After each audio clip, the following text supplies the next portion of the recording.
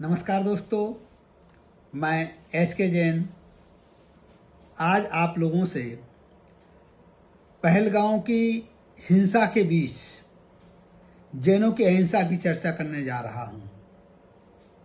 जब भी बात आती है देश की सुरक्षा की, धर्मायतनों की सुरक्षा की, समाज की सुरक्षा की, तो कुछ लोगों के मन में यह भ्रम पैदा हो जाता है कि जो अहिंसक समाज है इस प्रकार के क्षेत्रों में कैसे अपना योगदान दे सकता है। यदि देश की सुरक्षा करनी है, गोली चलाना है, तो वो कैसे गोली चलाएंगे।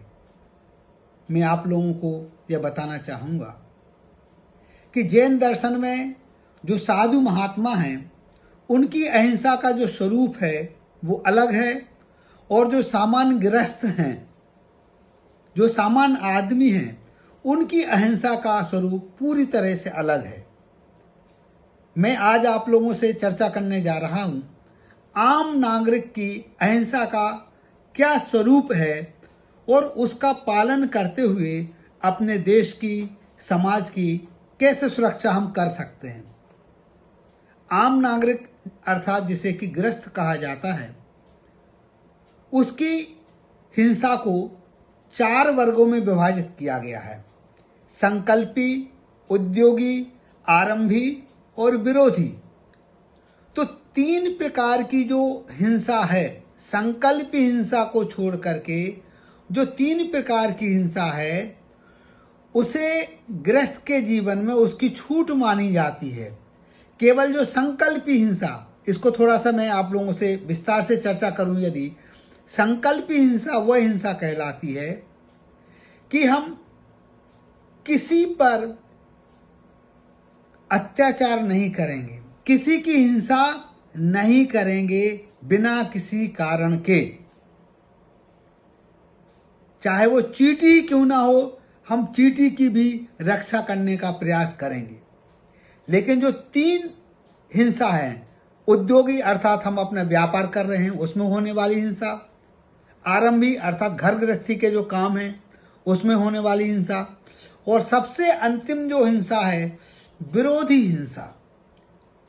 विरोधी हिंसा का क्या स्वरूप है कि हमारे समाज के ऊपर, हमारे धर्मायतनों के ऊपर, हमारे राष्ट्र के ऊपर यदि किसी भी प्रकार की कभी भी कोई भी विपत्ति आती है,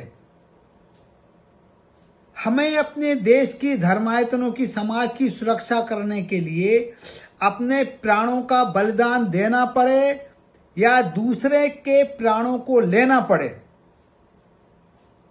वह विरोधी हिंसा कहलाती है।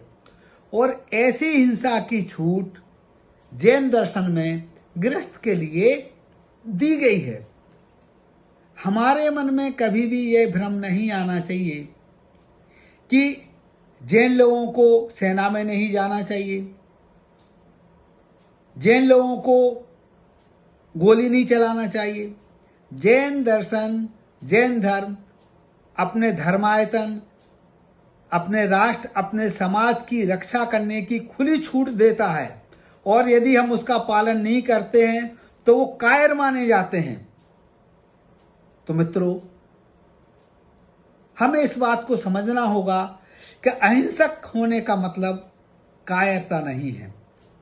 अहिंसा हमारा एक बहुत बड़ा हथियार है, लेकिन शठे साठ्यम समाचरित, दुष्ट के साथ दुष्टता का व्यवहार करने की जहां पर आवश्यकता है वहां पर हमें वही कदम अपनाना होगा।